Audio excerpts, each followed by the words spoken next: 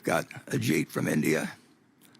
And the one thing in common that these three fellows have, aside from working for Berkshire and doing a sensational job, the one thing in common is that at one time or another, for some extended period, they lived within a mile of me in Omaha, Nebraska.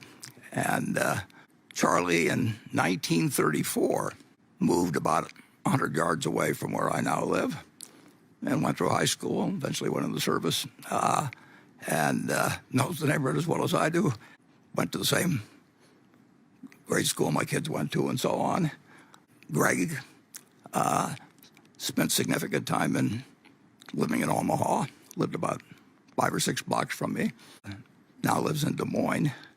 And Ajit was in Omaha, about a mile away for a couple of years. So we started in very different places and sort of came together and now go our separate ways, but it's all worked very well. I urge you to send questions if you're thinking you can direct them to me or you can direct them to any one of the other three, and it will be a big relief to me if you direct a fair number to the other people.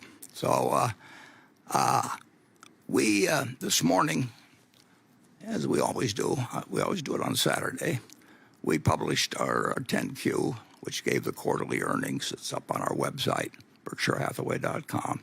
It's very interesting. We put these out on Saturday morning. That's not because the media likes us to do it that way. It's not because the analysts like to do it that way. But we want to give you the maximum time to digest an awful lot of information that's in that 10Q.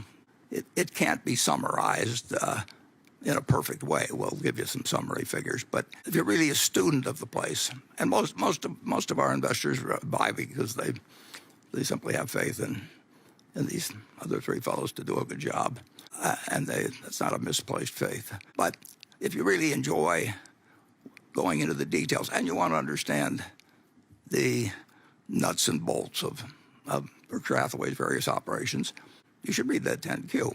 And it may take you a couple of hours. I mean, it's not a small investment of time, but it's got a lot of information about all our various businesses. And for those of you who are business students of a sort, I recommend you go to it. The summary figures you see here, which are the ones we put in our press release, show kind of an interesting pair of numbers. I mean, down there at the bottom, we have last year. When you see those brackets around numbers, you got to start worrying.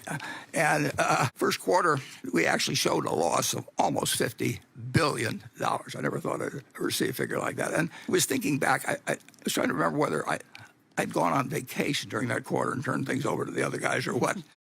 But I checked the calendar, and that was me. And that figure this year is a positive figure of $11.7 billion. And neither figure is very meaningful in itself. The Accounting Standards Board a few years ago, for many, many, many, many years, unrealized gains or losses of a company like Berkshire were made adjustments to the net worth of Berkshire, but they did not run through earnings. And a few years ago, the rule was changed so that every time the stocks go up or down, it goes through our earnings account. So in the first quarter of last year, when stocks went down a lot,